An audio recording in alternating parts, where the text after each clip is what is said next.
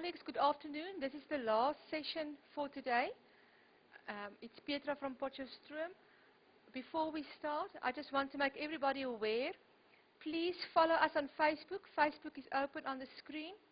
We want to see Facebook being overwhelmed with conversation tonight.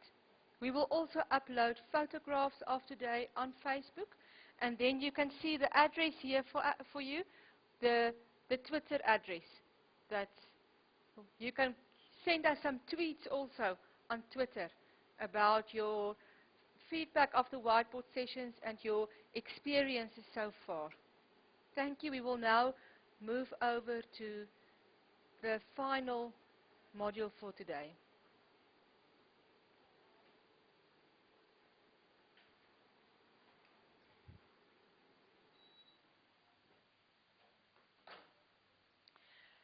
It's now my privilege to give you the most enjoyable model for today, and that's called Philosophy of Science. And my name is Dr Bester, for those that is seeing me now for the first time, and I'm the module manager for VWTL311 called Philosophy of Science.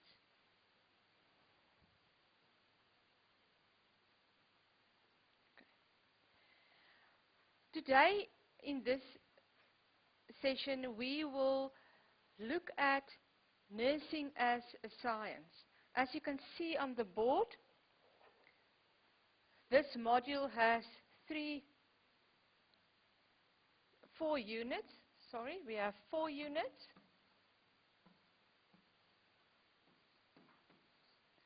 And today is a very introductory unit for us to start to discuss philosophy of science. And here we are going to look at nursing as a science. And the detail that we will discuss today is theory as the basis of nursing. What is the structure of a nursing theory? And then we will look at examples of nursing theories. And I want to conclude our session today with 1 or 2 YouTube video clips that I have available here today that is actually an example of nursing theories. So without any further ado, let's start. I want you at your study center now with your VWTL facilitator to just close your mic and have a 10-minute group discussion. And the question that I want to ask is to discuss amongst each other, what does it mean to have a theory in nursing? And secondly, can't we just say that nursing is about clinical competence? It's about that skill that you need to do a clinical procedure. So from my side, I'm also going to shut down my mic for a few minutes to have a group discussion with my students as well.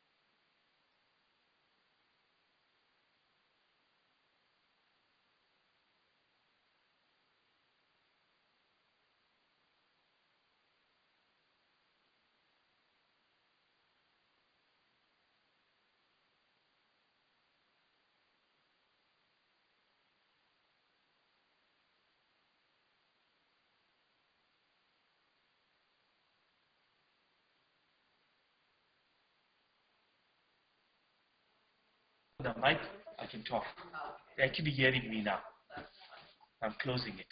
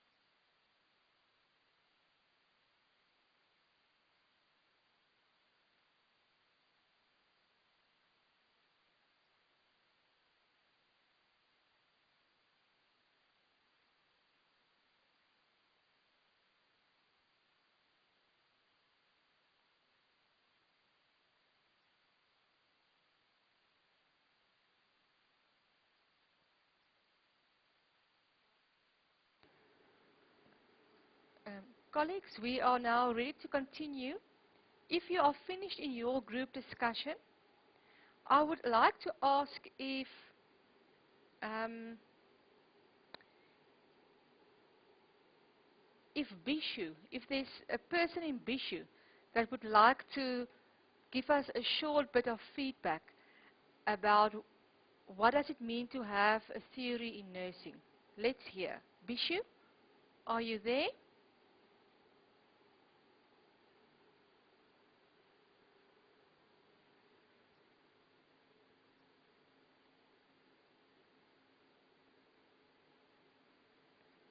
We don't seem to have Bishu yet. Let's take another study center. What about Pretoria? Pretoria, are you there? Can you answer for us?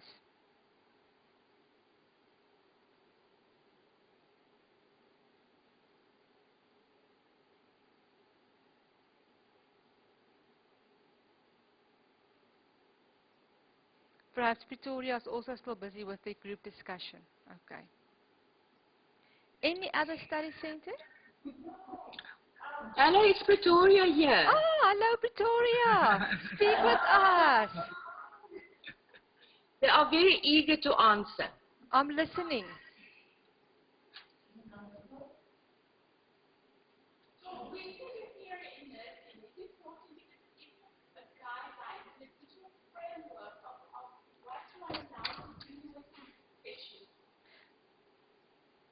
Pretoria, just ask our participant to speak into the mic, please. I'll do so. Please come stand here.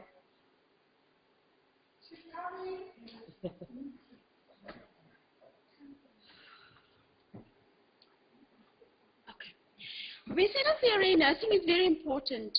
I believe that it gives us as a profession, it gives us guidance on how to go about in doing things. It gives us a framework within which to act while doing our everyday business. She's writing. I believe. Thank you, Pretoria. Let's ask Welkom. Welkom. What is your comment, Welkom? Do we need to have theory in nursing?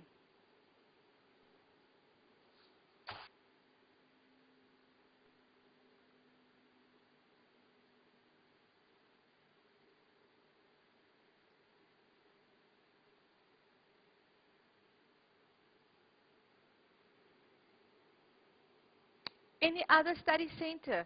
Any other participant that want to add for us? Besides guidance, providing guidance and a framework, why else do we need a theory in nursing?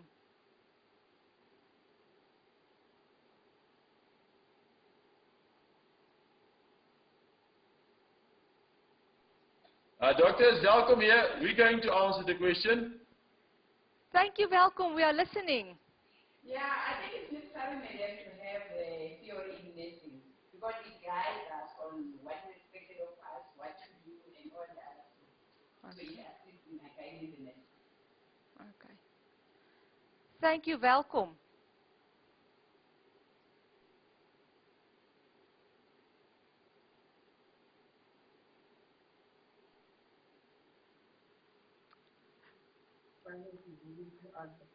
Vrijheid, welcome. Please speak into the mic for me.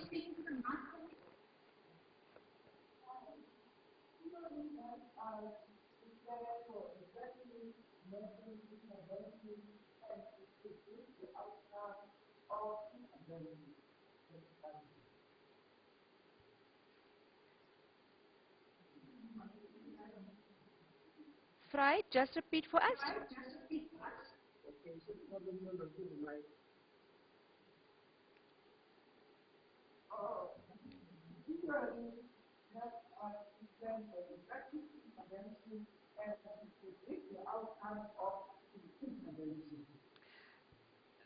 You know what, Vrijheid, we've got difficulty to hear you. I want to ask if you will take up a pen on your side and write for us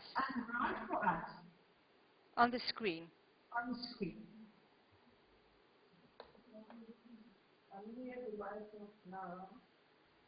And this theory helps us to plan for effective nursing intervention and to predict the outcome of the intervention.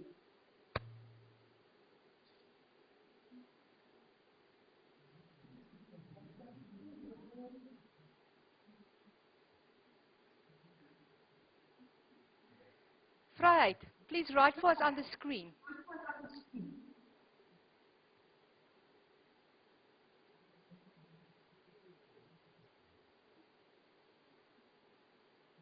How do you know?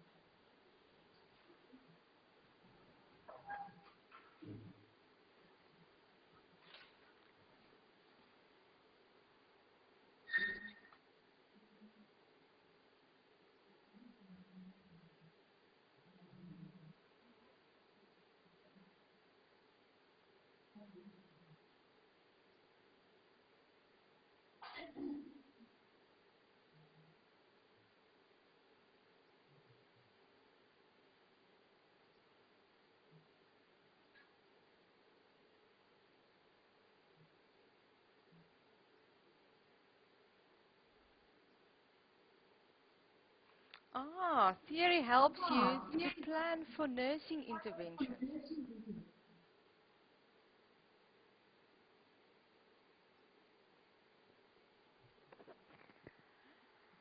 Writing in Vrijheid. KZN.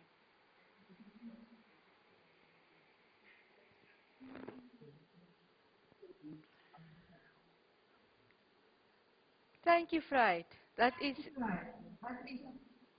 definitely a very good answer.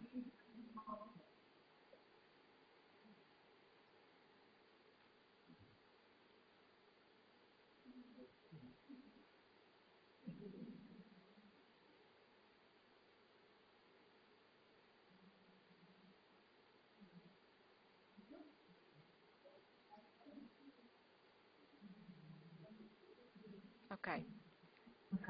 Then I'm going to take it from here. Thank you, Vrijheid. Thank you. There we go. So we can see, colleagues, extremely true. I feel like packing up and go home now because mission accomplished. Definitely, we do need theory in nursing. It is definitely a guidance for us, a direction for us. It gives us a framework from where we can conduct the practical aspects of nursing. And then that was the answers that came from Pretoria. Thank you, Pretoria. And then Freiberg that also said it helps you to plan for nursing interventions and then to know what is or predict the outcome thereof. Wonderful. So I want to ask you today, if I show you this picture, I want to ask you, what is happening here? What is happening here? Is this what you are? What are you seeing? Are you seeing theory, or are you seeing practice?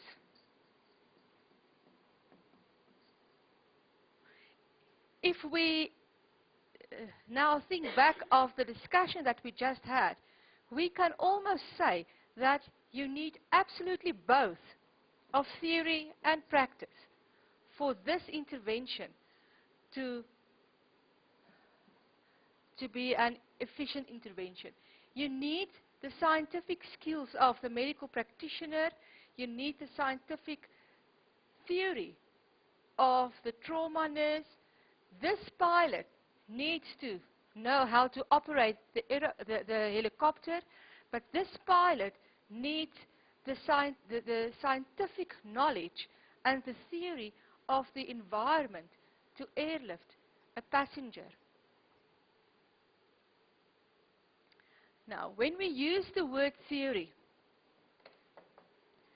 you will find that we are talking about, we are using the same word with different meaning.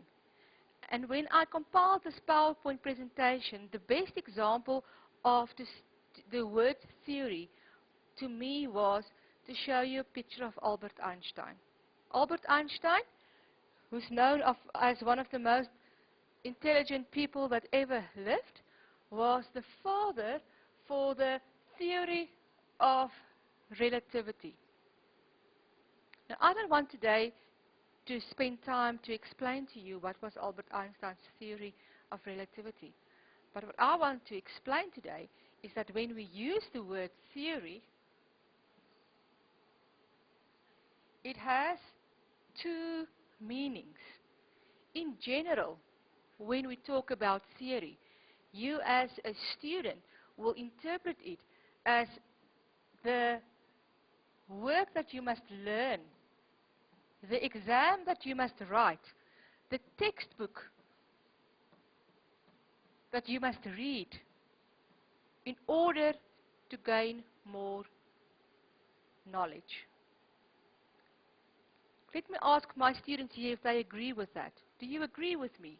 Is that your interpretation of theory? I am here today to say to you that we also have a second definition of a theory. A theory is sometimes I'm going to say a once-off written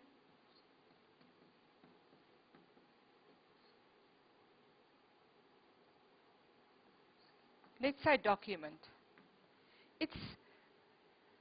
It is an exercise where a person thought about a problem and then, in a once-off intervention, took those ideas and placed those ideas onto paper, and then that is called Dr Bester's theory of distance learning. It's a once-off written document. That's also another meaning of a theory. So we have two meanings of theory. Philosophy of science, and this subject, is looking at this type of theories. Philosophy of science is interested in those theories that was written by theorists that can be used, can be applied to situations whereby you still have your textbook on fundamental nursing science, for example. That is theory, but in that textbook is an example of, for example, the Florence Nightingale theory, and that is the theory that we refer to today. You will also see in philosophy of science that there are specific definitions. We will come to theory more in detail now, but theory is definitely a definition that you must know in this subject. If we talk about a theory, we must talk about a statement. Now don't be alarmed, because in the coming slides I will show you exactly through the use of pictures how when I constructed a theory, how I made it to understand for myself. I'm going to represent that for you today. So we have to look at the definition of a statement and assumption. I am making an assumption today that it might just be possible that you have enjoyed our whiteboard broadcast. I'm stating it as a truth. I don't know if it's the truth, but by stating something as if it is the truth, that is an assumption. We will talk about the term definition. A definition is when you describe a concept. We will come to concept also now in the following slides. But when you describe a concept and you describe what is the attributes and the consequences of a concept, it becomes a definition. A hypothesis, I believe, was a word that you just used in NSET 311. And a hypothesis is a word that means,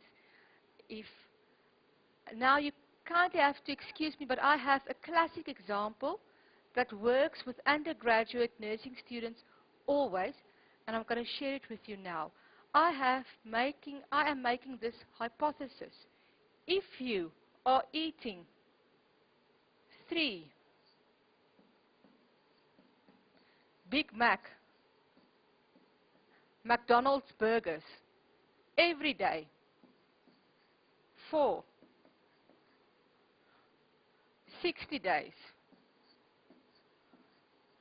you will increase in body weight.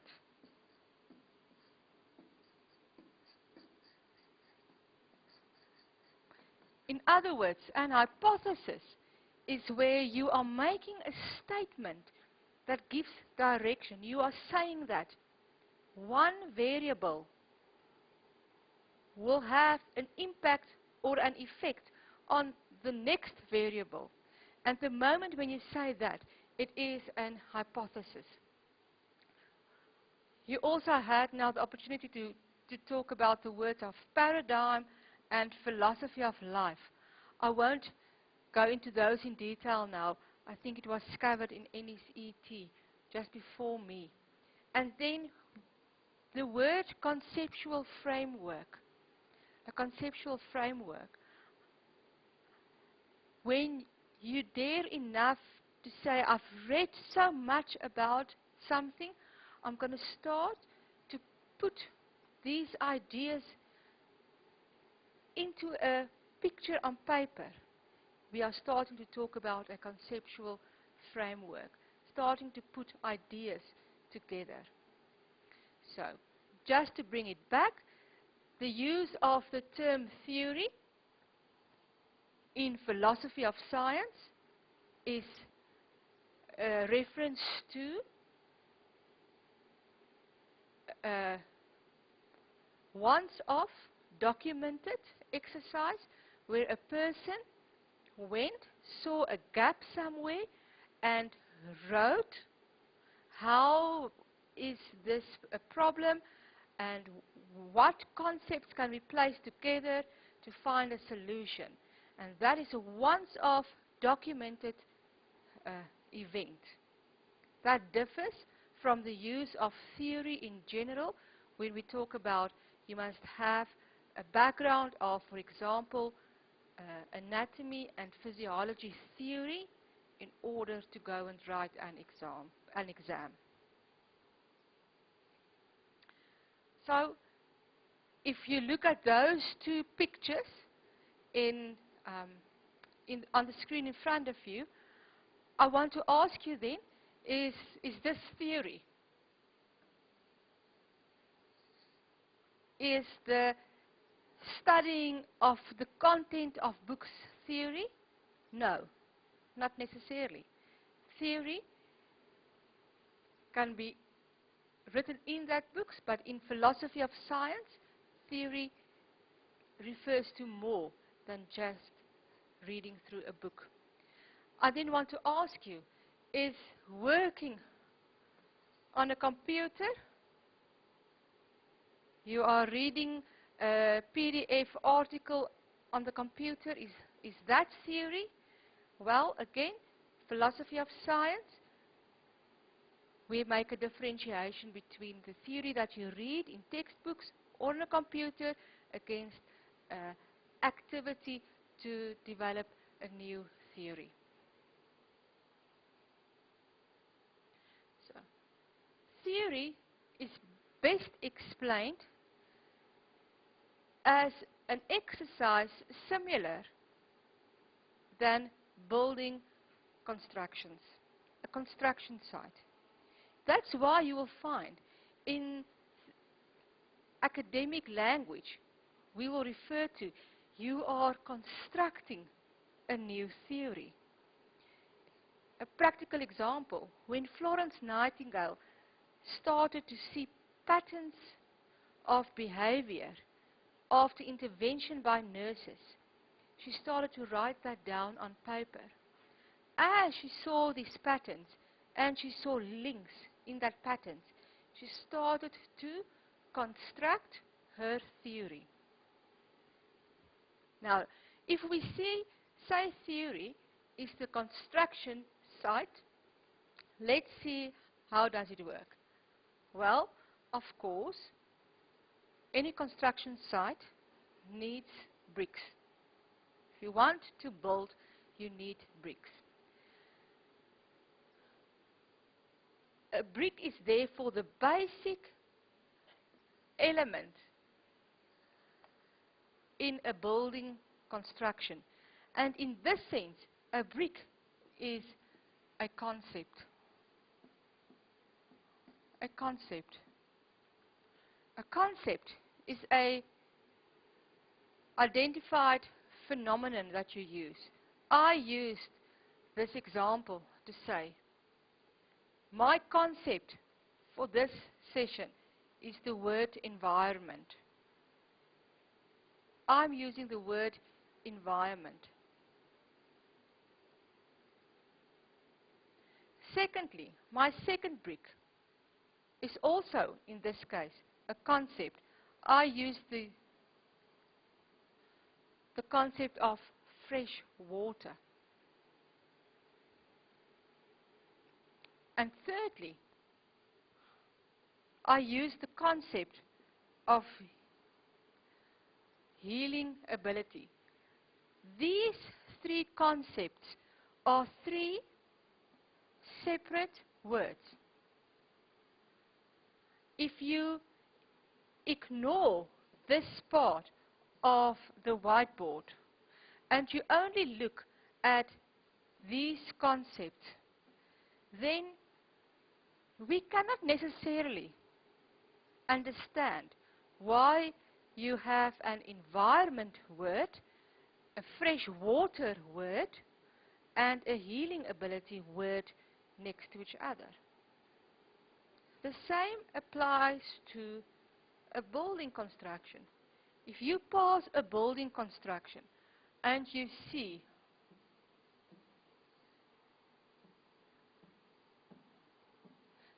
three bricks lying next to each other, that doesn't necessarily mean you are building a business block or a house. No, you can't say that. It's only combined three bricks. And that's the same with concepts. So concepts are the very basics of a theory. And when we will look at theories in the YouTube clips afterwards, I hope that you will be able to identify the concepts. Now, when we start to say, but the environment is something that has an internal and an external part. In other words, we are taking a concept.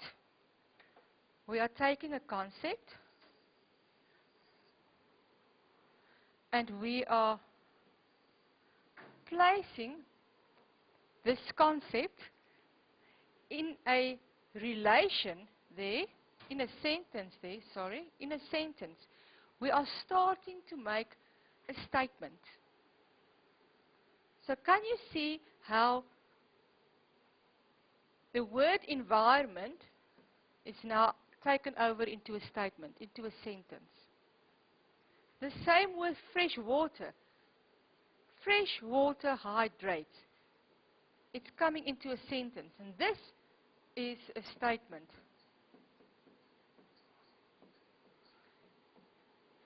So you have concepts. A concept explained becomes a statement.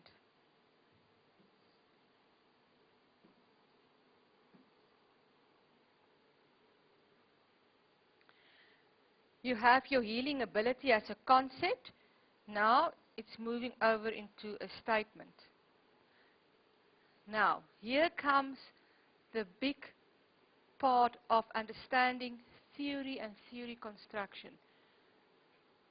Florence Nightingale sat down and she started to see a relationship between environment as internal and external, fresh water to hydrate the cells of the body, and then the human body can heal itself.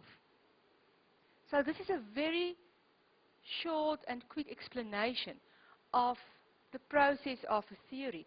And this relationship that we can see between the concepts, or between the statements, becomes relational statements.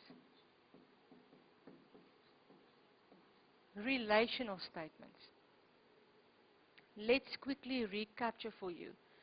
A theory is built by the basics of concepts. Concepts are in actual fact words.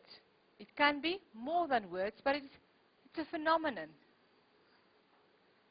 A phenomenon explained becomes a statement. When you start to show the relationship between statements, you are developing towards constructing a new theory.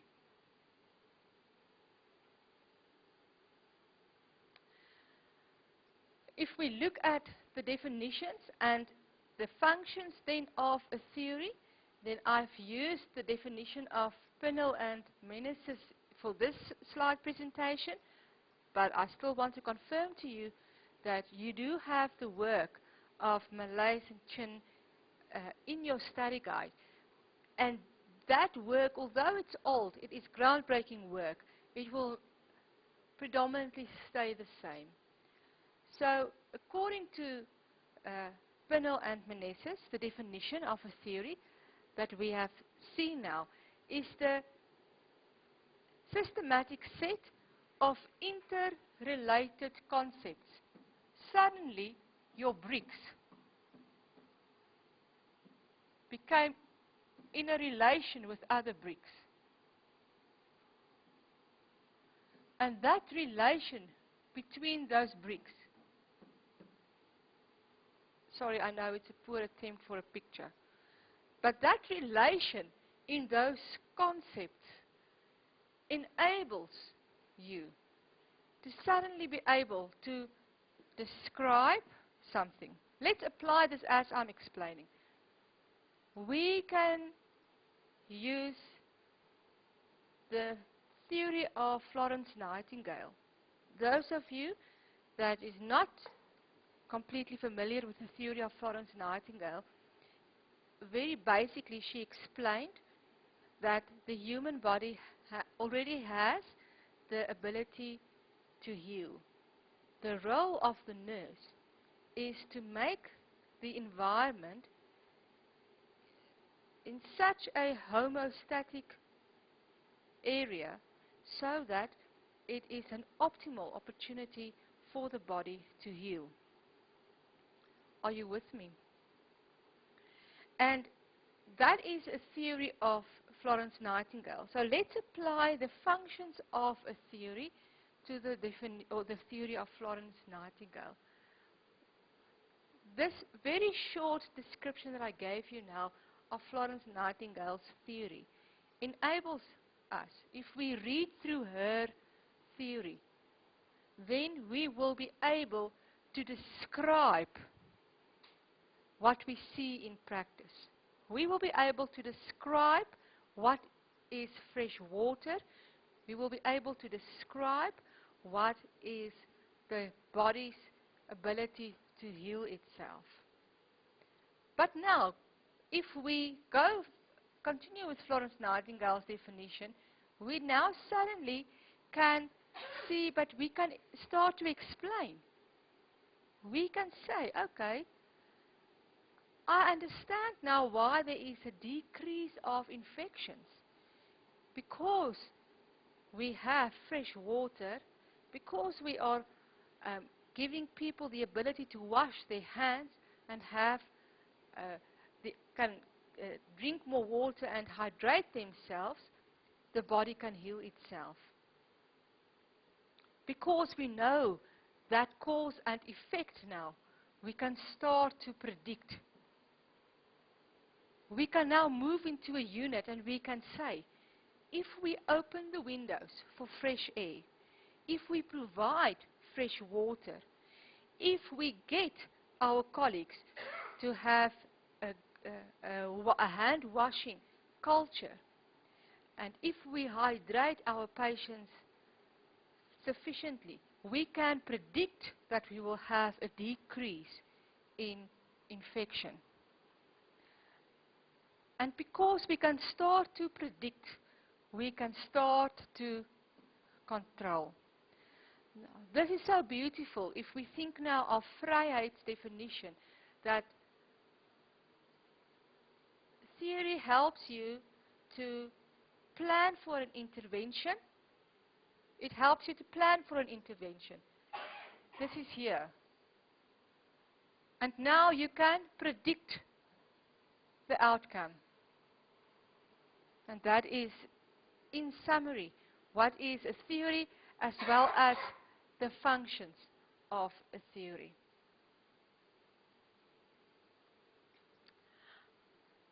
Now, we have so far talked about what is a theory. We have talked about the basic elements of a theory, which is concepts, statements, relational statements. Now we can also say a theory has been constructed to describe, explain, predict, and control. But we can also differentiate between different types of theories. Firstly, we have our practice theories.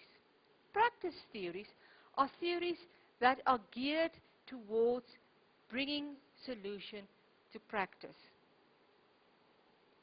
I have deliberately used the Florence Nightingale theory as an example because that's a very practical theory. Practice theory is, in other words, a theory where you want to be able to describe, you want to be able to explain, you want to be able to predict, and if possible, you want to be able to control. And that is within practice.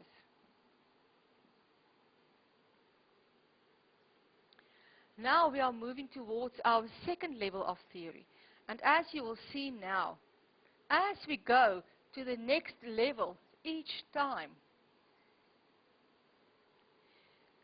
the scope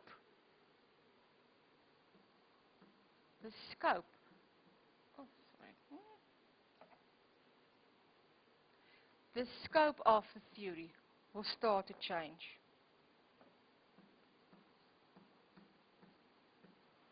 It will become larger.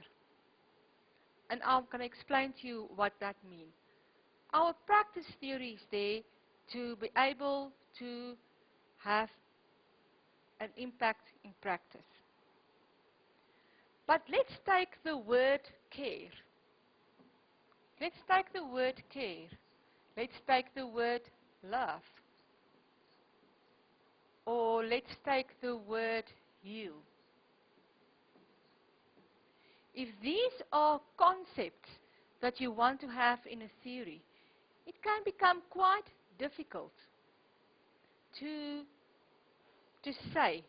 If you arrive at the office in the morning and you give 7 colleagues each 3 hugs, you will have an increase in your experience of care. We cannot really say that. It doesn't really exist. It's too abstract. And that's where we say that you have your practice theories, but a theory can become abstract. And then we say it is a middle range theory. So you do have some links with practice, but there are also concepts here that is extremely abstract. And you cannot necessarily apply those concepts directly into practice.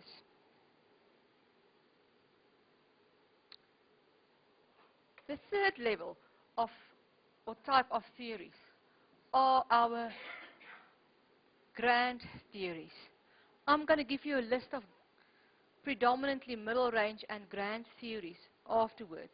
These theories were theories that used a lot of abstract concepts. It used a lot of abstract concepts. And it made a major impact in the development of nursing as a science. I'm just taking, for example, if we look at Leininger's theory or Peplau's. Let's look at Peplau's theory or Oorem's self-help theory. Those theories were theories that had a groundbreaking impact on nursing practice. And although it can in some ways be applied to practice, it also sometimes have a lot of abstract ideas. The fourth type of theories are meta-theories. Now I think you have had your sufficient dosage of meta-theories in the NSET class just before me, where 6 meta-theories were explained.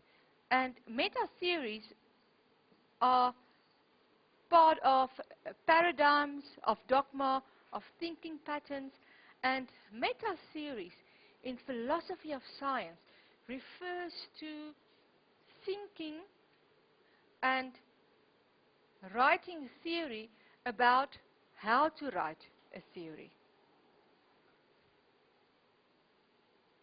Let's move to the next slide. So, if you get a theory in front of you, say for example, in your assignment, you could identify any 2 theories. Let us go now through what should be the components of this theory. Well, firstly, as with everything in research, we always want to ask, why is this theory formulated? Why did Albert Einstein wrote the theory of relativity? Why did Dorothy Oorem formulate her self-care theory? So there's always a purpose for a theory. Secondly, we saw now that there will always be traditional building blocks in a theory. Next time, take up the challenge without a lot of focus or concentration. See if you can start to identify the concepts in a theory. So you will have your concepts as the basic building blocks in a theory. And these concepts can then be placed in relation to other concepts. In a theory, you'll always be able to extract your major concepts. There will always be some concepts that will be your main concepts in a theory. And there will always be concepts that will be your sub-main concepts. A theory will be there to give you, or there will be definitions of concepts, so that you can understand the meaning thereof. In other words, when you read, for example, Leininger's theory, in that theory, Leiniger must say, this is my theory. These are my concepts. From these 7 concepts, the following 3 are my main concepts. This is the meaning of each concept, and the theorist must explain that to you. You should always be able to see the relational meaning between concepts. And then the theorist makes assumptions. In other words, Florence Nightingale identified her concepts. She described her concepts.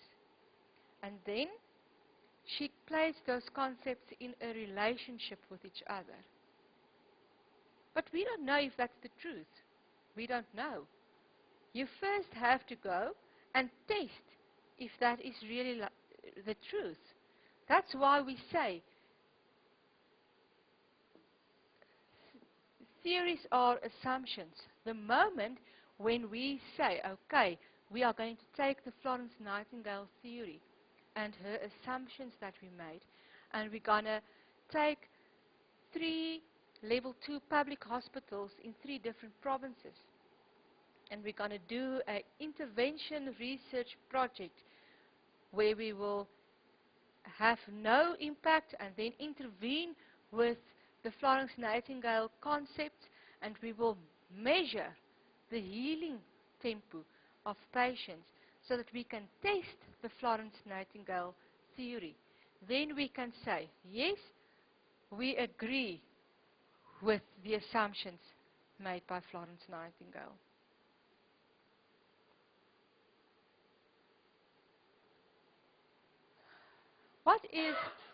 What are the characteristics of a theory?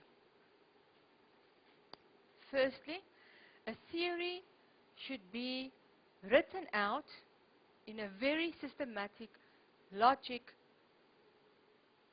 structure.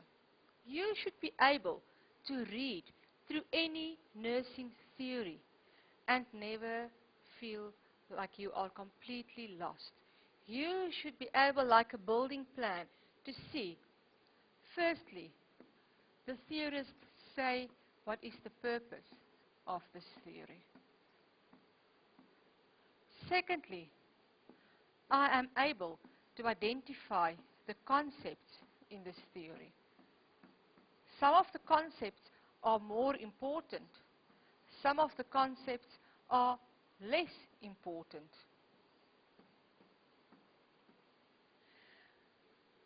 You should be able to understand exactly what is the definition of the concepts being used. You should be able to see what is the relationship between concepts.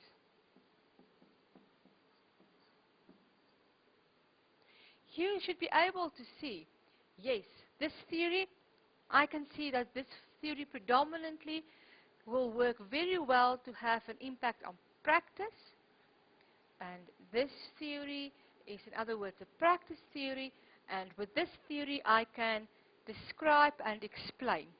I cannot necessarily predict and control. So those are things that should be able for you should be able to identify that as the reader, because the theorist gave it to you in a systematic and logic way. Secondly, you will sometimes find that you read through a theory, and reading through the theory is actually quite confusing. You might actually think, you know what, Petra, you are making it sound very simple, but if I take Leininger's theory and if I take Orum's theory, I am completely lost. The reality is that theory is also the creative structuring of ideas. In other words, somebody else, another nurse, had an idea of how things should stick together. And she took those ideas in a specific process and she placed those ideas onto paper for you to read. And sometimes it's difficult to come to that point where you can actually be congruent with that other person's creative ideas. Sometimes you have to grow used to it. And then, theory is tentative in nature. What does that mean? It means that it can change. It means that the possibility is there. If Florence Nightingale was resurrected and she saw her own theory, she might think today, no ways, I will definitely change one or two or three aspects of my own theory. So theory is an ever-evolving activity. As a theorist goes along and works on a theory, then the theory might change. So these are examples of theories. We have the Florence Nightingale theory. We have the Peplov theory. I'm not going to go through the list. This is just an example to show to you. Over the past few centuries, nursing theory has developed. Nursing science has developed. And we can definitely applaud these theorists as nurses that went through the trouble of putting down their creative ideas in a specific sequence and to write down their theories. From there, these theories were tested in practice, and these theories are still evolving. I want to invite you, tonight when you are bored, please Google any of these theories, and you will still see on YouTube or any other place on the internet that there are still a lot of communication, testing, retesting, refinement of all these theories happening in the scientific world, just showing to us that if you first go through the trouble to construct a theory and you place that theory there in the scientific world, then it can be refined over centuries.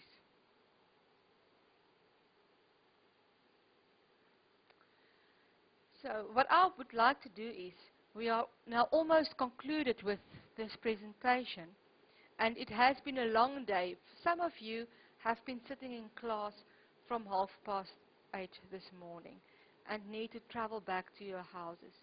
So I took 2 YouTube clips and I dearly hope now that my colleagues will be able to see these very short movie clips where the first one is the Orum's self-care theory, and the second one is the Jean Watson's theory of nursing care.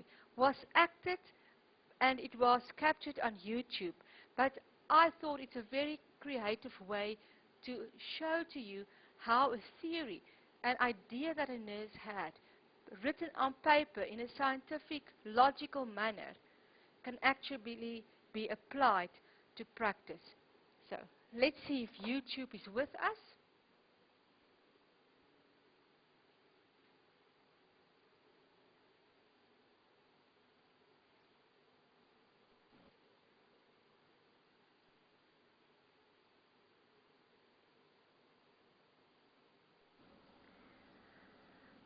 This is our presentation on Dorothea Orum's self-care deficit nursing theory. Nurse! Nurse! Nurse! Yes, Mr. Suave, is there something you need? When am I getting out of here? As a matter of fact, I was just looking at your orders on the computer, and your doctor has written an order to discharge you today. Does that sound okay to you? Yes. Do you have help at home to help care for your wounds and take care of you? Oh, speak of the angel, my Bernie's here. And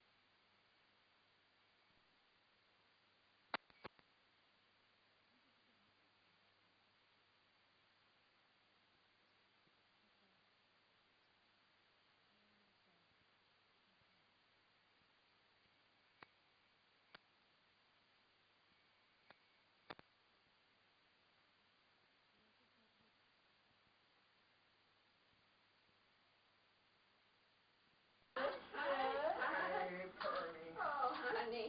Oh, God! I'm so sorry. Sorry. Oh, Bernie. Hello, and who would you be? Well, I'm Mrs. Suave. Nice to meet you, and you are? I am your husband's nurse, Trixie. Well, Trixie. Hi, nice to meet you. You too. We were just talking about the fact that the doctor has written an order for your husband to go home. Well, it's about time. My question for you is, would you be able to help take care of him at home? He does have an open Absolutely, wound on his yeah. leg from the fasciotomy, Mm-hmm.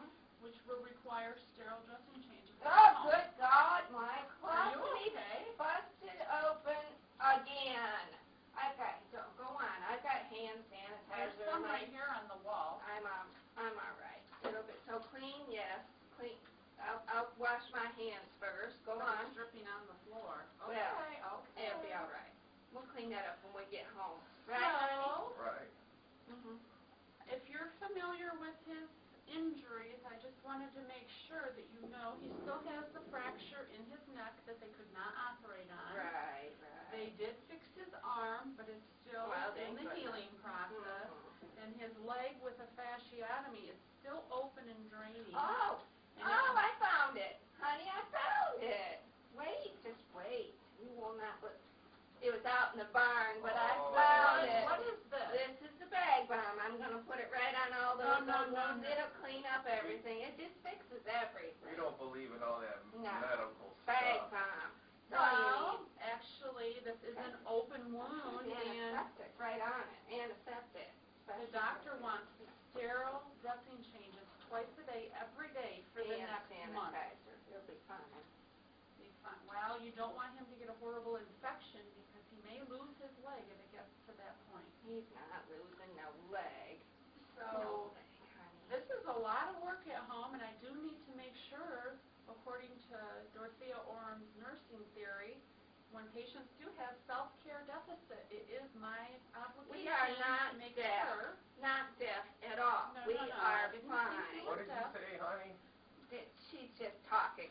Yes. Can we leave now? As soon as I get everything in order, making sure that he will be well taken care Orders. of. We need at home. pain medicine. That's what we Yeah, need. give me Pain some of that medicine. methadone. And then we'll go home. Actually, it's about 2 more hours before he can have more pain medicine. I've got some Give me- right here, honey. You know, I'll take care of Actually, it. Mrs. Suave, I can't allow you to do that here. He can only take our medication while he's Oh, here. good, honey. I'll take some myself. Thanks, honey. We'll be just fine, Trixie. Okay. Well, I am gonna, if you two will wait right here, I'm gonna go up to the desk and discuss this case with our social worker, Bill, just to make sure that he can find resources out in the community, any services that you are eligible for. If you could wrap it up. Wheel of Fortune is on shortly, and we do need to get home for Well, that. we also also do need to take care of your husband to the I'll best take of our care of ability. him. I'll just take just fine care of him. Okay, you two wait right here. I will be right back. I'm going to go get the social worker. You gonna give me some of that methadone? It's a little early, Mr. Here, Suarez. she thinks she knows it all. Here, hold on, honey. Here's your medication, right? Here. Thanks, Bernie. I've got to go out in the bathroom. All right. I'll be back.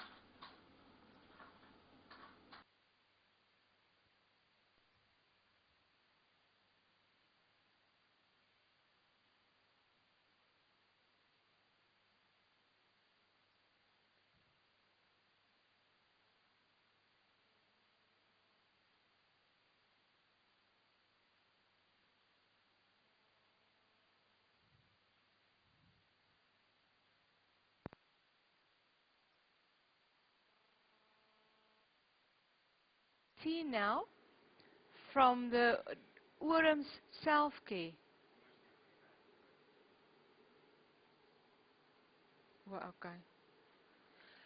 We can see from the Orum's self-care clip that some concepts stood out. Orum's theory for self-care.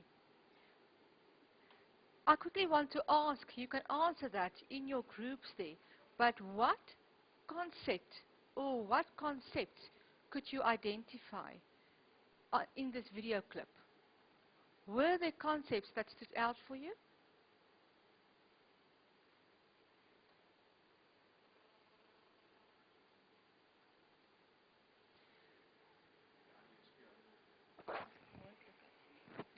Well, definitely we could see that self-care was a concept that came out. Okay. Self-care was a concept that came out. Your level of knowledge was a concept that came out. Okay. Say again. Ignorance. Ignorance. Information about a condition was also visible. Now, let's look at the Gene Watson's theory of patient care.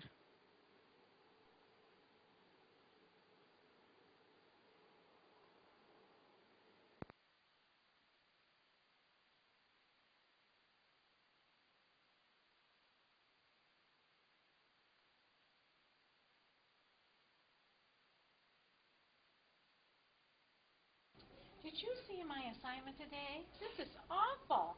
And I didn't get any sleep last night, and I've got to get out of here to get my son to a doctor's appointment on time today. Busy, busy, busy. Well, yep, I better get ready. So, time to get the biopsy in 19 ready for Have fun. So anyway, like I was saying, it was a heck of a shift. And Lights on. What does she want now? She's driving me nuts. Well, at least she's awake and I can get her ready to go. You take it. All right. Well, ma'am, it's time to get up. You need to get up and take your shower before your biopsy this morning so you can be ready on time. I didn't sleep very well last I know, but if you don't get up and take your shower now, you will not be ready on time. Let me listen to your lungs here. Oh, just a second. Person can't get any rest around here. Yeah, I know. And I'll get to it after I get this woman in 19 ready for her procedure. I'll get there. Bye. All right. Is my husband here yet? Shh, I'm going to try and listen to your lungs first. There we go. Take a deep breath. I can't hear you. Shh. There we go. That's cold. There we go. Come on, take a deep breath for me. I'm not feeling well. There we go. Okay. Sounds good in there. So, okay, let's get in the shower so that I can call the transporters and you can be ready. I don't even know if I'm going to have this procedure. I don't feel like I should have it. Well, so you won't have it at all if you aren't ready. So let's get up and get in the shower.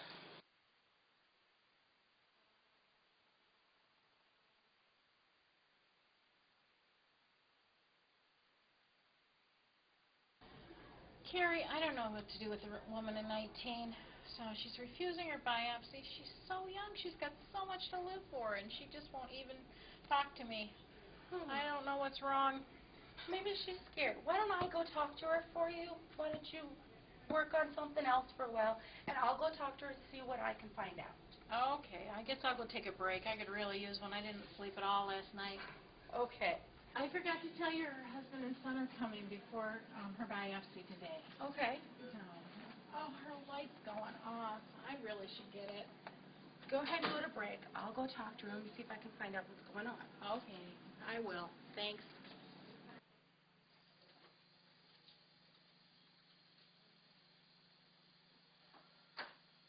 Jean Watson encourages nurses to use the task of hand washing as a ritual to pause and wash all their thoughts out of your mind to become more in the moment for your interaction with your patient.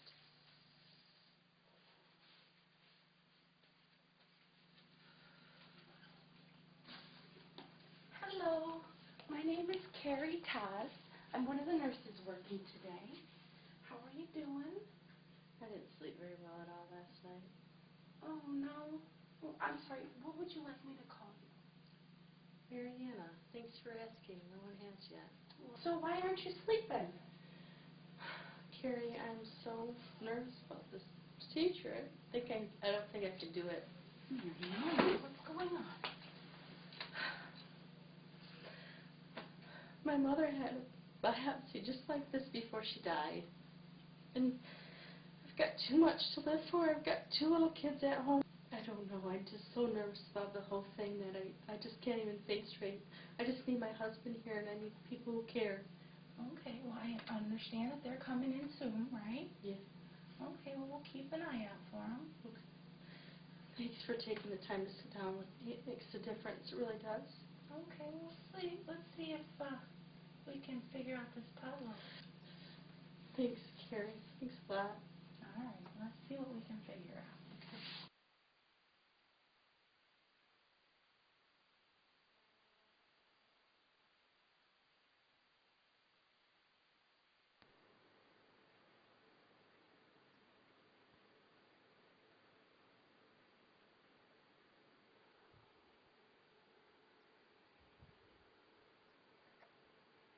I just quickly want to open the slideshow again. Okay. So if we come back to these 2 video clips, we saw the Dorothy Oram video clip of self-care deficiency. And we saw the Jean Watson video clip on the theory for nursing care. And in the Jean Watson video clip, it was extremely visible where the nurse had to go in and first wash her hands because Jean Watson identified that when she came in and she washed her hands, it enabled her to go into the role of a nurse. That switching over from your academic managerial tasks or administrative managerial tasks in the unit or place of work and working then with a patient, you need a transition. Now, these are examples of the concepts used in theory, placed into specific relations. And I believe if you look now at the Jean Watson theory especially, that in actual fact, to wash your hands, the wash of hands, to get you into the mode of care can be quite an abstract idea. It can be quite abstract to explain to you how to go into that mode of nursing. We also cannot necessarily say if you wash your hands in a certain way for a certain amount of times, you will definitely get into the mode of nursing. We cannot say that. It's abstract. That makes this theory rather a middle range theory than a practice theory. Were you able to identify the concepts of the theory? Could you see that these concepts must be in a relationship with each other? Can you see that these relationships must be able to describe, explain, predict, or control something? And then as we saw now, it gives you a certain level according to how abstract the concept is.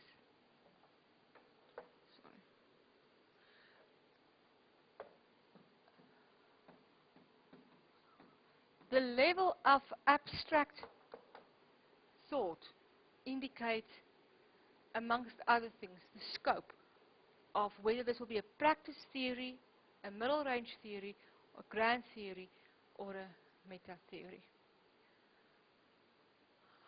I want to conclude this day, after I've explained this discussion exercise, then I will close my microphone on this side, and in your groups at the study centers, you can continue then with this exercise.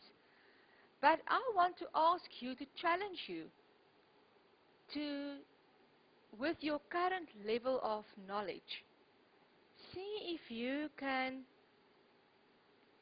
talk to each other about nursing theories that exist, that you know, even if it is one or it might be two of the theories that I've named here today. But discuss with each other some of these theories and then challenge each other to apply those theories to your real life as a professional nurse in your place of work. This will then be the conclusion of, after this exercise, will be the conclusion of this presentation. I want to provide you with my email address, my office telephone number. I also want to indicate to you that we have a call center. You are more than welcome if you have a query. Say, for example, you have an academic query. Your facilitator cannot assist you. We really want to motivate our students to make contact with our lecturers, our module managers. Feedback from various distance education programs by higher education indicated that the more support we can provide for our distance students and the more contact we can get between students and the module managers, the better the academic outcome. So from my side in Potchefstroom, thank you very much. I would also like to thank